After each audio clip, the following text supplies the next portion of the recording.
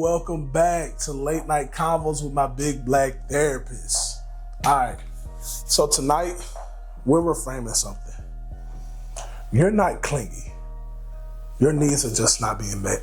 A lot of people label themselves too much when their needs aren't being responded to. They start questioning themselves instead of questioning the actual dynamic of the relationship. When someone feels emotionally unseen or inconsistently prioritized, their nervous system reacts. They reach harder. They ask more questions. They seek reassurance. That reaching isn't weakness. It's anxiety trying to restore that safety again. So let's slow that down for a second. When connection feels unstable, your body doesn't just sit still. It tries to fix it. It tries to close the gap. It tries to make sense of what feels inconsistent. And that can look a lot like overthinking, double texting, asking for reassurance, wanting clarity. And a lot of people get labeled as clingy in those moments, but what's really happening is the nervous system is asking, hey, am I safe here?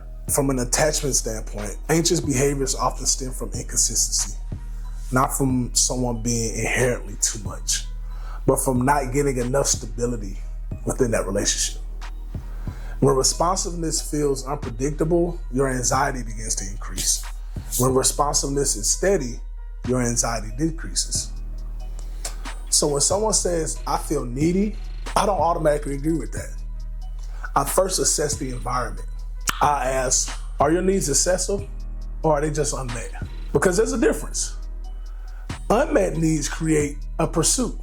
Secure connection reduces the panic. And this is where people get it all twisted up.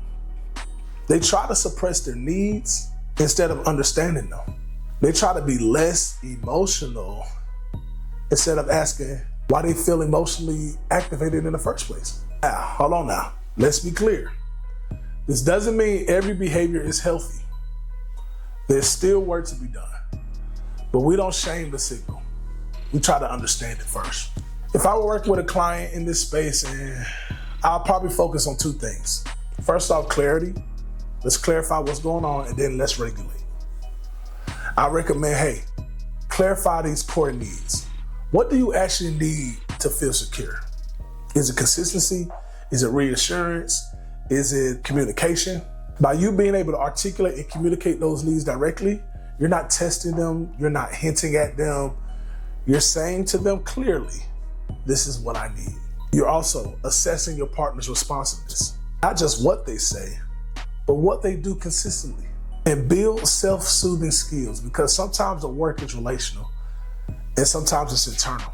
You don't want to rely completely on someone else to calm your nervous system down. You don't want to rely completely on someone else to calm your nervous system down, but you shouldn't have to silence your needs to keep the peace. It's called balance. Healthy relationships don't eliminate the needs, they respond to them. And when needs are consistently met, that intensity, it settles. That anxiety, it lowers. Connection becomes easier too. Before you log off tonight, ask your partner this. When I reach for you emotionally, how does it feel to you? How does it feel? Ask yourself, are my needs unreasonable or are they just unacknowledged? And I want you to drop in the comments, man. Do you think people are too much or are they just under-supported? Let's sit with that. It's your big black therapist, man, with Late Night Convos. Thank you so much. I appreciate you. I'm going to tap in with you next time. Peace.